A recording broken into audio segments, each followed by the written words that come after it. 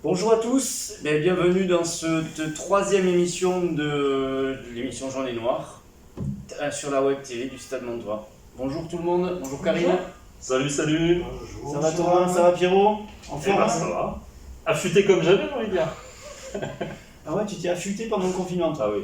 Bon, écoutez, bienvenue et puis en route pour de nouvelles aventures.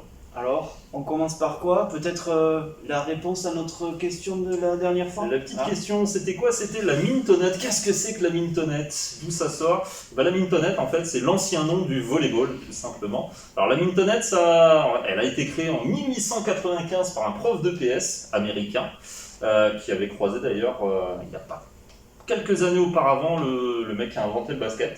Mais il trouvait le basket un peu trop physique. Et donc du coup il a inventé un autre sport où avec un ballon qui devait passer au-dessus d'un filet, mais surtout pas toucher par terre.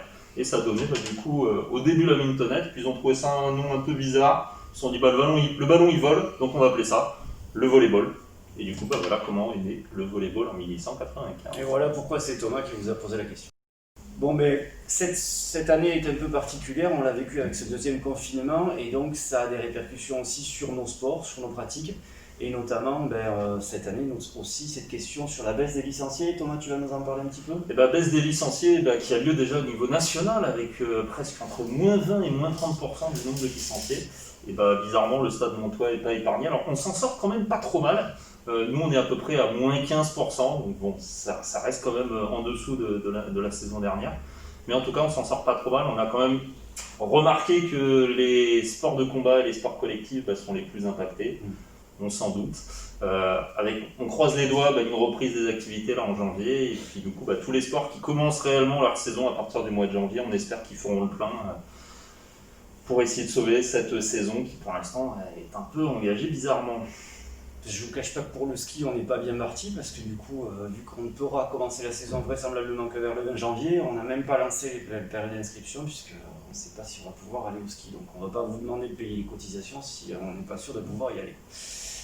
Enfin, il y a plein de sections comme ça qui sont un peu embêtées, quoi. Je vais parler pour le tennis et le paddle qui a pu se relancer dernièrement et forcément ça fait plaisir à tout le monde, même si la période est un peu sur l'hiver qui commence et qu'on ne peut jouer qu'en extérieur, mais c'est un vrai plaisir de reprendre les activités et je souhaite que toutes les autres activités reprennent avec cet élan.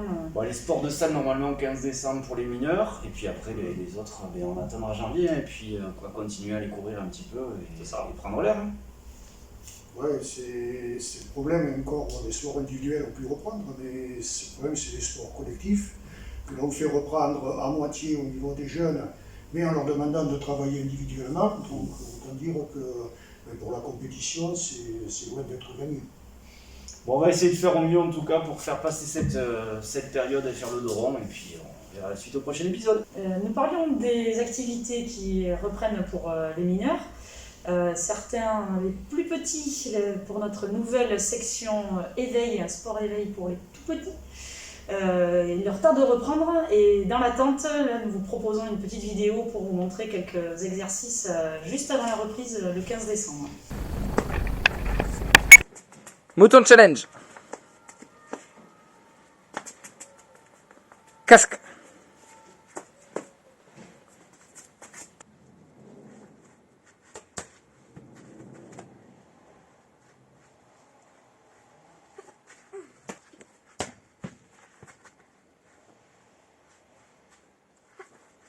Alors la prochaine situation c'est tout simplement du chamboule-tout. Donc avec Amy on a installé des gobelets en plastique où l'objectif c'est de faire tomber tous les gobelets.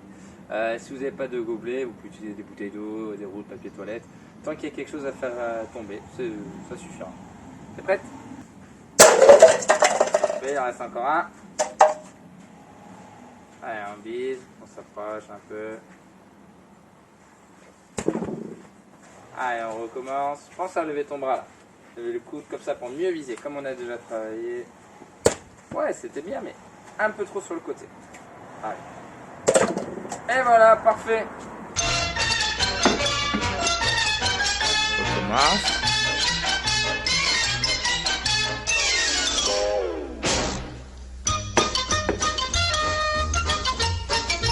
Bravo. Allez, t'essaies là.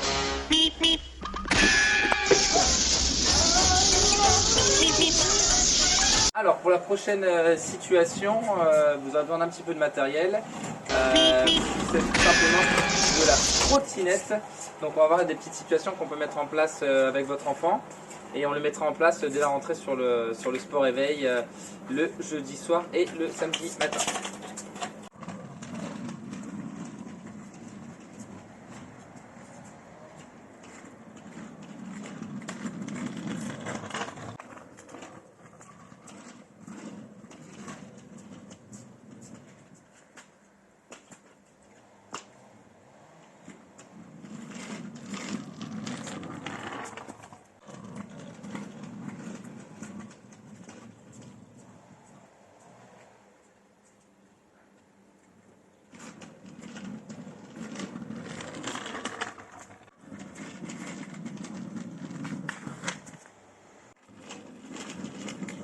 Voilà pour notre petite vidéo et nous remercions La famille Dumay. Oui, C'est tout ça, à fait. Oui. Toujours dans les bons coups. Voilà, Bon, c'est le travail de mineur déguisé. Mais... on y présent. Mais bon, après, voilà quoi, c'est visioconférence, télétravail, tout ça, même les gosses s'y mettent quoi. C'est ça. On les fait dès les 3-5 ans, on commence à leur faire du télétravail, de la vidéo, c'est quand même extraordinaire. C'est Non, mais bon pour eux. ça leur permet de travailler un petit peu tous les gestes, la proprioception, les réflexes visés, etc. C'est bon pour développer quelques qualités physiques afin qu'ils puissent grossir les rangs de notre belle section. De nos sections, de toutes nos sections par la suite, ouais. Non mais c'est super, c'est bien, ça fait preuve de modernité aussi, et puis en effet c'est pour préparer le retour en plein air, donc n'hésitez pas à vous servir de ces utilités, et puis vous aurez un petit lien normalement dans le bandeau en bas pour pouvoir aller voir les 2 vidéos, puisqu'ils en ont fait 2, il y a le bowling aussi derrière qui suit. Tant qu'on est dans les balles, dans les trucs qui roulent et tout ça, on va peut-être parler d'un autre sport de plein air qui a pu reprendre, mais pas dans de bonnes conditions à Mont-de-Marsan, c'est le golf, Pierrot. Oui, c'est le golf, parce que si nous, on a connu le problème du confinement, les animaux qui hantent nos campagnes ne sont pas confinés. Et la section golf a eu le malheur d'avoir son parcours complètement saccagé par les sangliers. Donc cela engendre des travaux. C'est quand même 3 km de sang de clôture qui seront enterrés sur 30 cm, sur une hauteur à près d'1,20 m. Donc les travaux ont commencé pour une livraison normalement mi-décembre. Une cagnotte a été mise en ligne pour aider à ces travaux. Actuellement, une centaine déjà de donateurs ont répondu présent. Donc si vous aussi vous êtes intéressé, en bas va apparaître le lien. Malgré cela, l'activité a quand même repris. Et malgré donc ce gros problème, il y a eu 130 inscrits déjà lors de la reprise. Donc ça prouve que les gens avaient besoin quand même de prendre l'air. De prendre l'air. Donc on souhaite à tous les sociétaires quand même beaucoup de courage. Toujours en plein air, alors là il n'y a pas d'histoire de trou, mais on était au stade André-Guy Boniface avec un de nos champions, Montois également, qui nous a parlé pendant un petit moment. Je voudrais vous présenter donc Bernard Riquet qui va vous parler de lui, c'est quand même le mieux.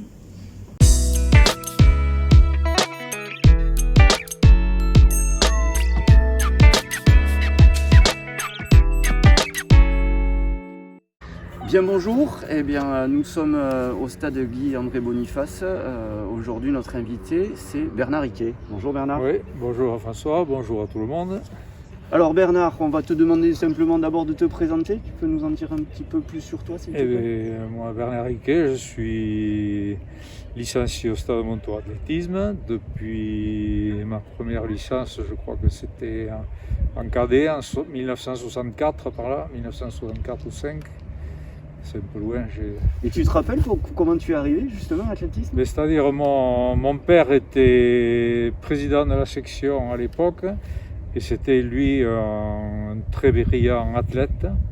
Qu'est-ce qu'il faisait comme Qui discipline? était un lanceur qui faisait surtout poids et disque. Ouais, les chiens font pas des Voilà. chats, quoi.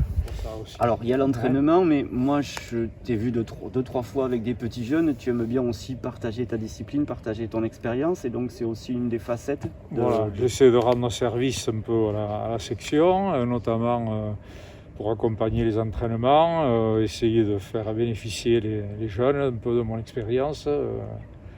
Je trouve que c'est un bon renvoi d'ascenseur. Oui. Alors toi, ça dure depuis longtemps, et là, tu me disais tout à l'heure, quand on préparait un peu l'interview, ça fait aussi des résultats au niveau européen et au niveau mondial. Fait des résultats, oui, je sais ce que je suis capable de faire, mais c'est surtout au championnat de France que j'ai bien réussi en vétéran. Je viens à Chalon-sur-Saône, je viens de rapporter 2 titres au lancer de poids et au lancer de marteau, qui étaient mes 5e et 6e titres de champion de France, quoi. Oui, plus les participations au championnat d'Europe. Voilà, au championnat d'Europe, au championnat du monde, ça fait promener un peu, Alors qu'est-ce que tu as dans visité toute l'Europe, quoi, là. Qu'est-ce que tu as visité comme pays grâce à l'athlète, alors dis-nous? Alors mais là, il y a eu Espagne, Italie, il y a eu la Turquie, je suis allé en Finlande aussi, je suis allé en Tchécoslovaquie, ça permet de faire un peu de tourisme en même temps. Alors je crois qu'il y a eu aussi une petite forme de reconnaissance ici, pas très loin, hein, c'est juste à côté du stade. Il y a une aire de lancer qui vient d'être baptisée. Voilà, qui vient d'être baptisée. Et j'étais, comme j'ai dit à monsieur le maire, quand il a fait une inauguration, j'étais très content qu'il fasse ça de mon vivant, surtout. Voilà. Donc parce que Voilà. l'aire donc porte ton nom, Bernard Riquet, c'est l'aire Voilà. de lancer Bernard Riquet. Donc Voilà, c'est un petit coin qui nous est propre et que je fréquente assidûment. Et voilà, c'est bien. Une petite reconnaissance. très bien Bernard. Voilà. Quelque part, juste si tu devais retenir un souvenir de toute cette carrière sportive, qu'est-ce que ce serait? En dehors de mes jeunes années où j'ai eu quelques performances, mais surtout en cadet. Après, il y a eu quand même une longue période où en senior, je n'avais pas un niveau, Non, il y avait de la national. concurrence, on dit dans ce Voilà, cas-là, il y avait de la oui, concurrence. absolument. Après, j'ai pris beaucoup de plaisir à rechausser un peu les habits de lanceur en vétéran. Je crois que j'ai deux faits marquants. Moi, ça a été d'abord mon premier titre, qui a été au lancer de poids. Et celui qui m'a fait le plus de plaisir après, ça a été un titre de champion de France du pentathlon des lancers, parce que je trouve que ça récompense entre guillemets un lanceur complet ou régulier sur les 5 disciplines de lancer. Ça m'avait fait beaucoup de plaisir. Très bien. Voilà. Eh bien, merci beaucoup Bernard Et pour ce merci bon à moment. vous. Et puis à bientôt pour Et longue d'autres. vie aux couleurs jaune et noires, surtout, tant qu'on pourra. On va essayer. Merci. Allez, merci. À bientôt. Je suis admirative de cette longévité, de cette motivation sans faille, et puis de ses objectifs qu'il arrive toujours à se fixer toujours plus haut, toujours plus fort, et de sa réussite. Bravo, bravo Bernard. Puis quelle fierté, effectivement, d'avoir ces 5 titres dans les 5 types de lancers, c'est quand même quelque chose de pas fréquent et à souligner en tout cas. Ouais, parce que les techniques sont totalement différentes. C'est vraiment C'est pas qu'une question de force et de puissance. Donc, chapeau. Oui, c'est sûr que là, on ne peut que tirer notre chapeau à ce grand champion et sa longévité, comme tu dis Karine, qui est assez impressionnante. Au chapitre des grands champions, on en a un aussi qui a une actualité un peu moins importante cette année, c'est Yannick Dehaes au niveau de la boxe. Mais par contre, Pierrot, tu vas nous parler peut-être de son préparateur physique, parce qu'il a changé un petit peu ses modes de préparation. Voilà, exactement. Donc Yannick, comme tout le monde, par le confinement est bloqué, n'a pas d'objectif. L'année 2020 était pour lui une année blanche, puisque son dernier combat remonte à octobre 2019. Et comme il me dit, c'est difficile quand même de se préparer sans avoir d'objectif précis. Ce qui m'a dit avec un petit sourire, et on est content pour lui, c'est que la seule préparation qu'il a actuellement, c'est la future arrivée de son fils. Donc c'est pas plus mal non plus. Mais par contre, donc, dans son activité plus professionnelle, il y a effectivement ce changement de préparateur physique. Après Mathieu Bon, qui l'a quand même amené où il en est actuellement avec ce titre de champion du monde IBO. Il a voulu changer et travailler quelque chose de plus précis, à savoir l'endurance au niveau des bras et du haut du corps. Donc pour ça, il s'est attaché les services de Tommy Doty, qui est tout jeune dans le métier, il n'a pas encore 24 ans. C'est un garçon qui est arrivé à Mont-Marsan, il était en première, il est rentré dans une salle de gym, et il n'en est quasiment jamais ressorti, puisque là maintenant il y va 7 à 11 fois par semaine. Il a obtenu en 2018 sa licence STAPS à Tarbes, et il a fait un master d'entraînement et d'optimisation de la performance sportive. Donc ça lui a permis de participer à des stages pour l'espoir haltérophilie, qui est son domaine de prédilection. Il s'est aussi occupé, Karine, de la préparation physique de groupe élite et élite plus du Stade Toulousain Tennis. Très gros club. Voilà, et il est intervenu auprès de joueurs classés quand même dans les 400 mondiaux. Ouais. Et donc à titre personnel, il est donc compétiteur en haltérophilie et en force athlétique. Donc sa rencontre avec Yannick, c'est le tout récent ancien emblématique président de Stade Montois Haltérophilie, Patrick Collet, qui les a mis en contact, sachant que donc, Yannick cherchait un nouveau préparateur physique pour une nouvelle orientation. Et ils se sont vus avec le papa de Yannick, avec Christophe. Et en un week-end, Tommy, en faisant des recherches sur la boxe anglaise, a préparé, a présenté un projet à Yannick. Ils se sont mis d'accord. Ils avaient commencé avant le confinement, ils avaient fait de gros boulot, donc qui malheureusement a dû être stoppé. Et je pense que quand on connaît la sorte de travail de Yaya et puis donc, la motivation de Tommy, avec au-dessus de tout ça papa Christophe, je pense qu'on est encore reparti pour de belles pages dans l'histoire de Yannick dans la boxe anglaise. Donc pendant le confinement, il y a eu une petite manifestation qui a eu lieu malgré tout, qui était prévue et donc qui a été lancée. C'était la mise en place d'un challenge via l'application Kipling. Donc l'objectif c'était de faire des pas, et plus les pas étaient nombreux et plus ça rapportait des points à l'équipe. Et au final, ça a permis au Sport Santé de récupérer quelques subsides supplémentaires grâce au Crédit Agricole du Sud-Ouest qui a permis de rentrer 4 sous. Donc Bernard va vous expliquer tout ça puisqu'il nous a fait une petite interview il n'y a pas très longtemps. Bonjour à tous, eh bien écoutez, aujourd'hui on voulait vous parler un petit peu de la section Sport Santé Loisirs et notamment d'un challenge qui a eu lieu pendant le confinement. C'était un petit peu particulier mais ça a encouragé les gens à aller marcher et ça nous a permis aussi de récolter des fonds. Mais on va laisser la parole à Bernard. Bernard, tu nous expliques un petit peu le challenge Kipling ? Alors, challenge Kipling, sur la période du 7 au 21 novembre, initié par le Crédit Agricole. Ils ont choisi donc la section sport loisirs santé du Stade Montois pour qu'on puisse participer et évidemment nous rémunérer par rapport aux efforts que nous allons produire. Donc il y avait un prorata concrètement, il fallait faire un certain nombre de pas. Il y avait un challenge contre d'autres agences du Crédit Agricole, c'est ça ? C'est ça, oui. C'était une compétition. Chaque agence nominait une association et en fonction ensuite du nombre de pas réalisés par chaque association, il y avait des classements, des défis, et en fonction des classements et des défis, eh bien, on avait un financement particulier. Donc pour ne rien vous cacher, on a quand même 3 Montois dans les 10 premiers. C'est ça. On a la deuxième. La seconde, ouais, notre secrétaire comptable Béatrice. Ok, on a le quatrième. Le quatrième, notre directeur, Eric. Et ensuite, on a un 9e, Vincent. Vincent Dumais, qu'on a vu la dernière fois, le mois dernier, dans notre émission. Vous savez, l'éducateur sportif du badminton, qui a donc participé. Oui, après, il y a notre président. Enfin, il y a tout un tas de personnes du bureau général qui a participé, comme des licenciés du sport santé. Moi-même, d'ailleurs, je me suis un petit peu investi.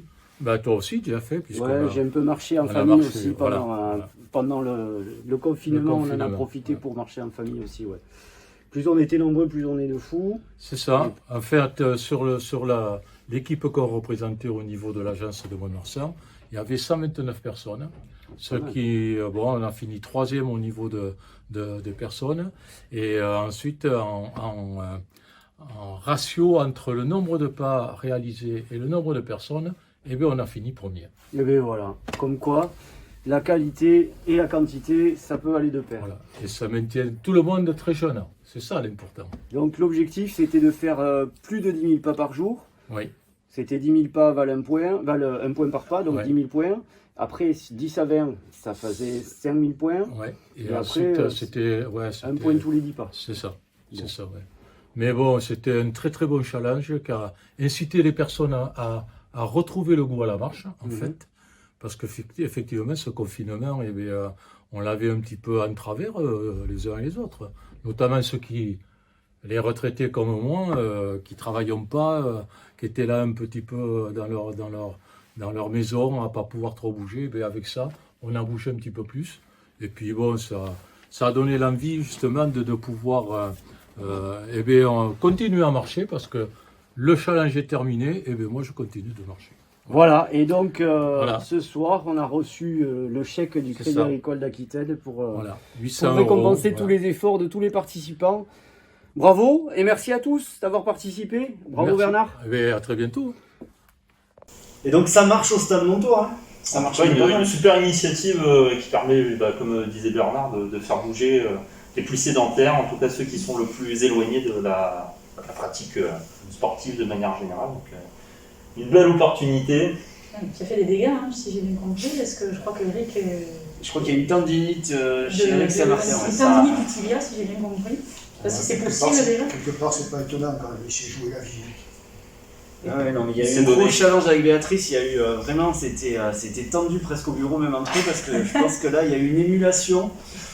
Genre, on peut parler d'émulation ou de concurrence, je sais pas comment on peut le... C'est de la compétition, allez.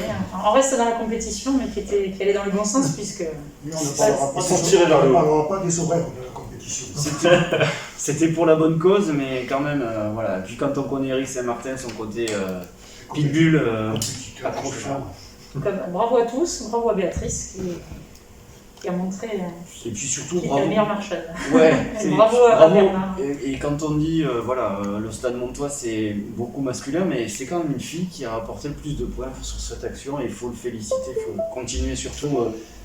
On est fiers d'avoir des filles au Stade Montois qui sont aussi compétitrices. En parlant de points, tu viens de dire le mot point, Ouais. là ça me fait penser à quelque chose, à la question du jour, question du mois. Je vais vous poser, en tout cas je vais essayer de vous poser une colle. Je voudrais vous demander au tennis pourquoi nous comptons de cette manière 15, 30, 40 jeux. À vos questionnements, à vos recherches, et nous vous donnerons la réponse le mois prochain.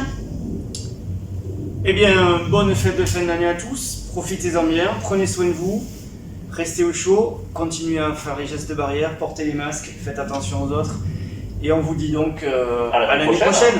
À l'année prochaine, ciao.